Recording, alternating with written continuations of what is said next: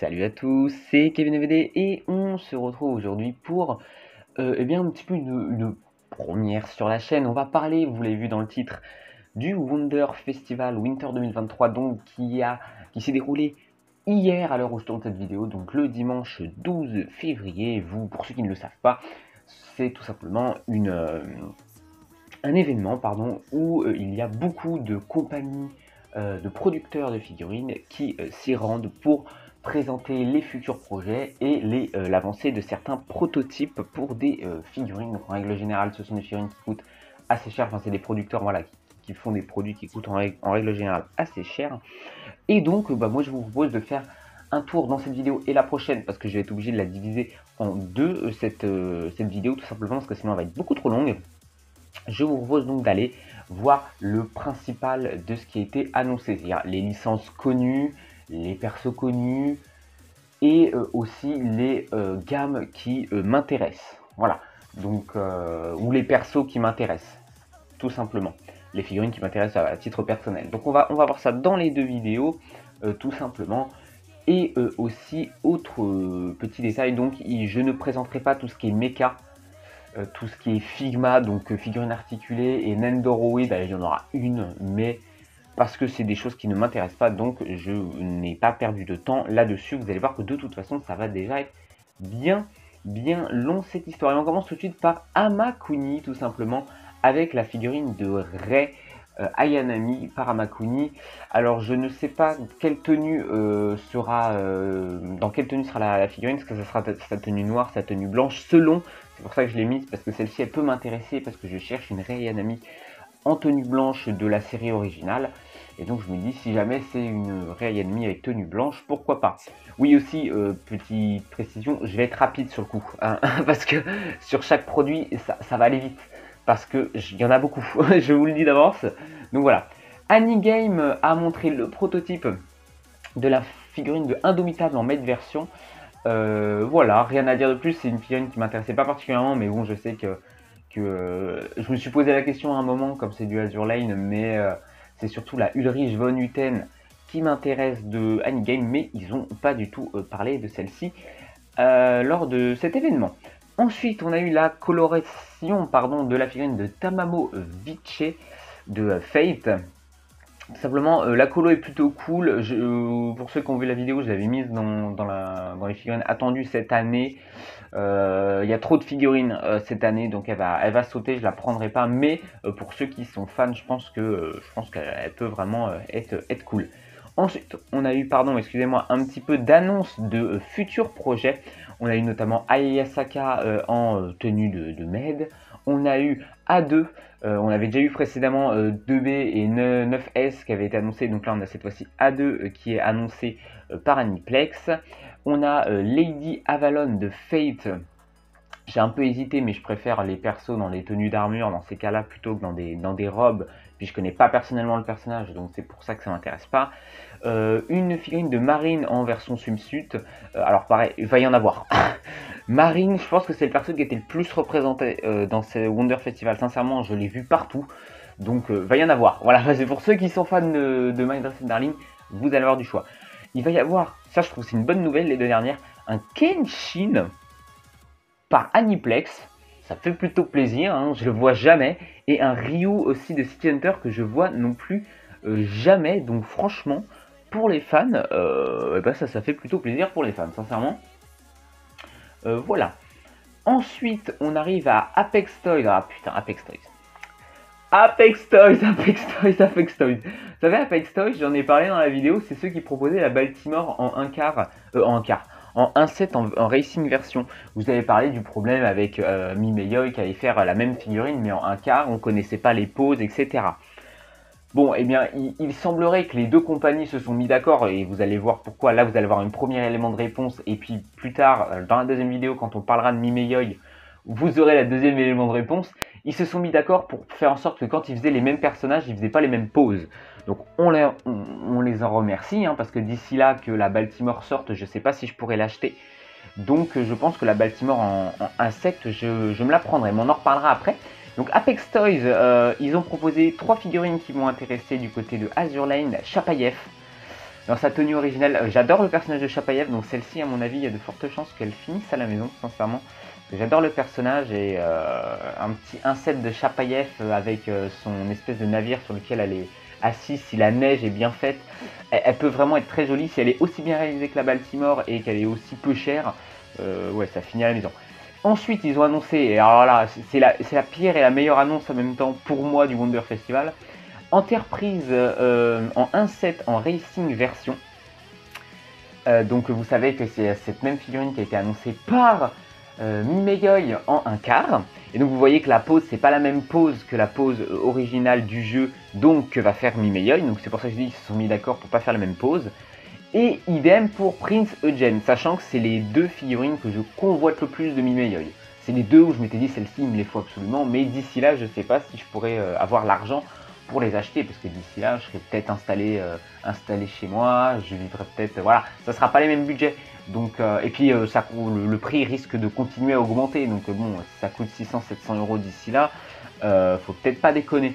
Donc ça peut être une belle alternative, et je pense que celles-ci, elles vont sortir probablement avant les Mimegoi. Donc je me dis que je vais prendre la Baltimore et ces deux-là aussi, comme ça si jamais je peux pas prendre les 1/4, j'aurai au moins les versions 1.7, et si elles sont aussi bien réalisées que la Baltimore, de toute façon, voilà, elles finiront à la maison. Donc ça a été les très bonnes nouvelles et en même temps mauvaises nouvelles, parce que ça rajoute des figurines que je convoite énormément, hein, donc voilà. On enchaîne, on a pris pas mal de temps sur Apex Toys, mais j'avais pas mal de choses de mon côté personnel à dire par rapport à ça. On enchaîne avec Belle Fine, avec simplement deux figurines de MHA, Mirko, que je trouve très très jolie, vraiment je la trouve assez réalisée. Donc pour les fans de MHA, bon, il y en a pas mal les figurines de Mirko maintenant, mais ça peut être une belle alternative. Et Togata, pour le coup par contre, alors en soi la réalisation je pense qu'elle est pas moche, mais le fait qu'il traverse un mur, je sais pas, je trouve ça ridicule.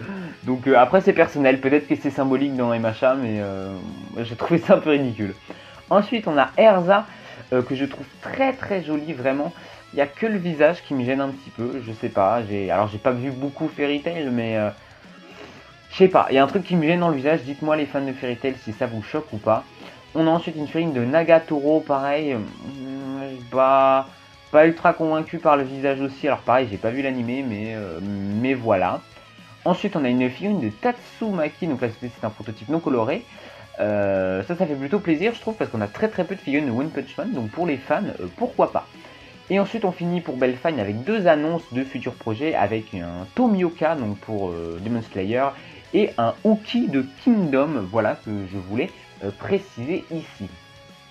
Ensuite nous avons Brillante Journée, ça va se focaliser sur du Azure Lane, hein, de ce côté là, avec un prototype de Belfast, voilà, pas fan de cette tenue là donc elle ne m'intéresse pas, de Taihu Muse, un peu plus intéressé mais pareil, je la prendrai pas, et de Bremerton. Je sais qu'il y en a beaucoup qui sont fans du personnage de Bremerton, moi c'est pas particulièrement mon cas, mais voilà, ça va sortir aussi du côté de Brillante Journée. Brocoli avec une figurine d'un perso que je sais pas d'où ça vient, de Cheshire Cat. Je voulais en parler parce que je trouvais l'image promotionnelle vraiment jolie, donc c'est plutôt assez prometteur pour ceux qui connaissent la licence, pourquoi pas. Clay Nell, on retourne avec Rei Yanami, avec cette figurine là, donc du dernier film. Alors ça m'énerve parce que il y a beaucoup de figurines de Rei qui sortent avec les cheveux longs en ce moment. Elles sont très jolies et ça me frustre parce que moi j'ai pas encore vu les films, donc Rei cheveux longs ça me parle pas, et je la trouve beaucoup plus jolie avec ses cheveux courts. Donc ça me fait chier parce que celle-là elle est putain de jolie, tu la mets cheveux courts, franchement il y a un monde où je me dis je vais peut-être la prendre, tu vois. Donc là, je trouve qu'elle ne m'intéresse pas, mais en tout cas pour ceux qui sont fans de la réversion cheveux longs, elle est vraiment jolie. Autre figurine qui m'a tapé dans l'œil, ce qui n'est pas le cas d'habitude des Hatsune Miku, parce que je ne connais pas, le perso plus que ça, quoi. Voilà. Et bien, c'est Design Coco qui propose cette Miku en mode guitare ultra rock de fou. Je trouve ça ultra stylé et ça peut être très joli niveau des couleurs. Là, je suis plus curieux de voir ce que ça va donner en prototype et surtout en prototype coloré. Donc c'est pour ça que j'ai voulu le mentionner ici. Élégante, maintenant on retourne avec Azure Lane avec deux figurines, avec la figurine de Brest en tenue de sirène. Alors je vois pas du tout comment ils vont la faire tenir debout. Je sais pas comment ils vont faire. Donc ça va être un mini diorama, je sais pas du tout. Curieux, après elle va pas m'intéresser. Et la version swimsuit de Shimakaze, n'importe quoi. Shimakaze tout simplement, donc pareil, curieux, mais je pense que je la prendrai pas. Parce que comme je l'ai dit, il y a déjà beaucoup de produits qui m'intéressent, donc je peux pas trop en rajouter. E-Stream, alors côté E-Stream, pour ceux qui connaissent certaines de ces licences, vous allez être, je pense, assez content. Chainsaw Man, Jujutsu Kaisen, il y a un peu du My Dressed Darling, il y a même du Overlord, il y a du Madoka Magica et il y a du Fate. Vous allez voir qu'il y a pas mal de petites choses intéressantes de leur part. Pour Chainsaw Man, justement, excusez-moi, il va y avoir 2 figurines qui sont plutôt intéressantes. La première, je la trouve absolument incroyable, c'est la figurine de Aki. Elle est incroyable. Franchement, je collectionnerais du Chainsaw Man, celle-là finie à la maison, hein, je vous le dis direct. Hein. Le Aki, il est magnifique avec son espèce de démon là justement en arrière-plan. Elle est absolument incroyable. Elle est incroyable. Elle est absolument incroyable. Celle-ci, franchement, je la trouve magnifique. Rien à dire. Un peu moins convaincu par la Makima. Alors, le dynamisme est incroyable. J'adore le sang sur les vêtements. Il est très bien fait. Mais encore une fois, comme d'habitude pour les figurines de Makima, le visage, il y a un truc qui me chafouine, qui me bloque. Je sais pas, dites-moi vous de votre côté ce que vous en pensez, mais en tout cas la Aki pour moi c'est un 100% achat pour les gens qui sont fans de Chainsaw Man et qui peuvent se le permettre, franchement craquer là-dessus, parce que franchement elle est incroyable. Ensuite du côté de Jujutsu Kaisen on a une Maki tout simplement d'annoncer, ouais ok, pourquoi pas. Le Cardinal est assez particulier, mais je sais que dans Jujutsu Kaisen, son Cardinal est aussi particulier, donc pourquoi pas. On a ensuite Panda. Alors là, j'ai pas suivi Jujutsu Kaisen, mais pourquoi un gorille s'appelle Panda? Parce que ça c'est un gorille, ça c'est pas un panda les gars. Enfin, bref, je sais pas, peut-être avec les couleurs, peut-être qu'il est noir et blanc, j'en sais rien. Bref, donc voilà. Et vous avez Geto Suguru, pardon, qui aussi je trouve très bien réalisé.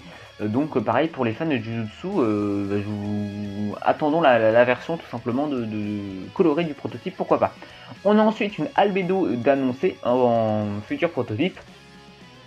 Donc voilà, bon, Albedo c'est vrai qu'il y a beaucoup de figurines de elle, donc bon, est-ce que c'est la meilleure? Je suis pas sûr. Une Marine, encore une fois justement de My Dressed Darling tout simplement. Pas grand chose à dire dessus en plus. On a ensuite une Madoka Kaname pour Madoka Magica. On a très peu je trouve des figurines de Madoka Magica, donc pourquoi pas pour les fans. Et une Mash Kirlight qui est pas mal, mais pourquoi avoir mis cette espèce d'effet d'onde sur le bouclier? Alors oui, je présume qu'il montre ce côté utilité de son bouclier et tout, mais je trouve que... Enfin, faut voir avec le prototype coloré, mais j'ai un peu peur que ça fasse un peu too much. Voilà. Ensuite, on passe à Freeing. Alors Freeing, je trouve qu'ils n'ont pas annoncé grand chose de grandiose. Tant mieux pour mon porte-monnaie, ceci dit, hein, surtout au vu des prix des films de Freeing aujourd'hui. Ils ont, ceci dit, montré la version colorée de Altria Pendragon. Je suis pas du tout fan de la coloration. Je m'étais dit, je vais suivre un petit peu, voir ce que ça donne, la coloration de celle-ci, mais alors je suis pas du tout fan. On a ensuite Jutengen de Demon Slayer qui a l'air très très joli, mais encore une fois les figurines de personnages masculins par Freeing ils sont absolument à des prix déraisonnés, donc à mon avis là si t'as pas au moins 800 €, c'est pas la peine. On a 2 figurines original character en bunny, voilà, c'est bon, voilà, pas de coup de cœur, donc tant mieux, ça va un petit peu me limiter là-dessus. On a par contre une Chapayev qui est très jolie de Azur Lane. Alors, je suis pas convaincu du côté brillant de la tenue, c'est une nuisette. Hein. Pourquoi l'avoir fait brillant, je ne sais pas. Mais vu que de toute façon, vous avez vu, il y a un autre fabricant qui a annoncé une autre Chapayev. Évidemment, on craquera plus sur l'autre. En plus, c'est une 1 quart, je sais pas où est-ce que je l'aurais foutu. Donc, non de mon côté. J'attendrai peut-être un peu plus la Renault en bunny de Azur Lane. On attendra peut-être un petit peu plus de voir ce que ça va donner. Mais connaissant Freeing avec les bunnies de Azur Lane, ils sont à des prix complètement fous. Ça sera probablement trop cher pour moi, donc à mon avis, on passera notre tour. On attend une potentielle bonne nouvelle, mais de la part de Freeing, niveau des prix, j'y crois pas trop. Good Smile Company. Alors, niveau du Good Smile, on a quelques petites choses à vous présenter. On a une Rei de nouveau, qui est jolie, que je trouve assez jolie, sincèrement. Juste, le rouge à lèvres me perturbe. En fait, on dirait pas on dirait pas Rei en fait, tout simplement. Parce que je vois pas Rei avec du rouge à lèvres, avec cette tenue là dehors en fait. Genre, c'est une meuf sans émotion, je vois pas trop pourquoi. Donc après, peut-être qu'elle est tirée d'un des films et que je ne le sais pas. Mais en tout cas, moi qui n'ai pas vu les derniers films pour l'instant, j'en sais rien. On a l'annonce de la Good Smile Pop-Up Parade de Rainer en version Titan. Alors, le prototype voilà. Mais c'était comme le prototype de la version de Eren. Mais s'ils font une version XL, peut-être que là, avec une réalisation qui sera donc plus détaillée et plus fine, pourquoi pas. Donc j'attendrai voir, surtout si on a une annonce plus tard d'une version XL. Après, pour les fans de l'attaque des Titans, on a tellement peu de figurines qu'une version Titan de Rainer, ça peut peut-être être intéressant. Ensuite, on a l'annonce d'un quatuor de Good Smile de RWBY avec tout simplement Ruby, Wace, Blake et Yang Xialong. Franchement, les 4 ensemble, ça rend bien. Hein. Franchement, faut voir les prototypes colorés, mais les 4 ensemble, ça rend plutôt bien. Ensuite, une Shinano avec son skin, je sais plus comment il s'appelle là, mais c'est la version de son skin, je crois, tout simplement. Elle est plutôt cool, moi j'aurais préféré sa version classique, ou notamment j'attends sa version racing, c'est pour ça qu'elle ne m'intéresse pas plus que ça. Ensuite, on a 3 pop-up parades de l'univers de Cyberpunk qui vont être annoncés avec David qui est absolument magnifique. Je le trouve trop beau. C'est pour moi le plus joli des 3. On a ensuite Lucie, je suis pas fan du visage. Voilà pourquoi. Et Rebecca, pas un coup de cœur sur Rebecca pour le coup. Clairement, pour moi, la plus jolie, c'est clairement David qui est pour moi la plus réussie. Ensuite, la scène, le Nendoroid justement, que je voulais présenter, c'est celle de Knuckle de Sonic, parce que je trouve que pour le coup, pour les persos de l'univers de Sonic, je trouve que les Nendoroids, je trouve ça cohérent avec une grosse tête, petit corps, parce que c'est déjà le cas sur les persos, et Knuckle étant mon perso préféré de l'univers de Sonic quand j'étais gamin. Ça m'a fait un, j'ai eu un petit saut au cœur, voilà, quand je l'ai vu, donc c'est pour ça que je voulais le préciser. Et il y aura également une pop-up parade de Marine pour ceux qui ont des budgets un peu plus limités. Il y a une pop-up parade de ce personnage qui va sortir. Hobby Stock maintenant, on a 3 annonces de futurs projets avec une Asuna de Sword Art Online dans une tenue que j'ai rarement vue en figurine, donc c'est pour ça que je voulais vous le préciser. On a également une Onami de Classroom of the Elite tout simplement d'annoncer en version swimsuit et une Kurumi qui sera annoncée plus tard par Hobby Stock. Je sais qu'il y a pas mal de fans de Date Alive, donc je voulais tout simplement le préciser. Pour Cadécole, nous avons une Nero tout simplement de Fate. Pas fan du visage, donc perso pour moi c'est un non, je suis pas fan du visage, donc voilà, moi qui suis fan de l'univers de Fate, celle-ci je trouve que le visage n'est pas réussi. On a ensuite une autre Albedo qui va être annoncée, donc cette fois-ci par Cadécole, donc voilà, et une False Thunder Ronin, tout simplement c'est un original character. J'adore ces cara design là, mais j'ai pas commencé la collection. Pour moi il faut avoir la collection complète de ces cara design là. Mais je la trouve trop stylée comme les précédentes qui étaient sorties, mais j'ai pas la collection complète donc je vais pas me lancer dedans. Ensuite Kotobukiya avec, alors c'était un tout petit peu avant le Wonderfest, avec la figurine de Aurore en Artifix J avec Tortipousse. Eh bien elle m'intéresse toujours autant parce que le prototype là est plutôt cool, donc à voir avec les couleurs et puis si elle sera disponible en France parce que c'est surtout le nerf de la guerre au niveau des figurines de Pokémon. Et pour finir dans cette première partie, on va parler de Luminous Box avec 2 figurines avec Ishimi Yokoyama en bunny. Alors en vrai, elle aurait presque pu m'intéresser parce que j'aime beaucoup le cara design, mais c'est pas un quart, donc je pourrais pas la mettre avec les freeing, donc non. Et il y aura aussi un autre original caractère, tout simplement, qui est ici, pareil, mais c'est pas un quart, donc avec les freeing, ça ne matcherait pas. Voilà tout simplement pour cette première partie. Donc n'hésitez pas à me dire si parmi les figurines que je vous ai présentées, s'il y en a certaines qui vous ont plu, tout simplement qui vous intéressent. Je vais faire vite pour cette intro parce qu'on va se retrouver avec la partie 2 qui, je l'espère, pourrait sortir aujourd'hui. Ça, je ne sais pas si elle pourra sortir le même jour. Sur ce, si la vidéo vous a plu, n'hésitez pas à liker la vidéo, à vous abonner pour ne pas rater les prochains contenus de la chaîne et surtout donc la partie 2. Et sur ce, je vous dis à très bientôt. Bye bye!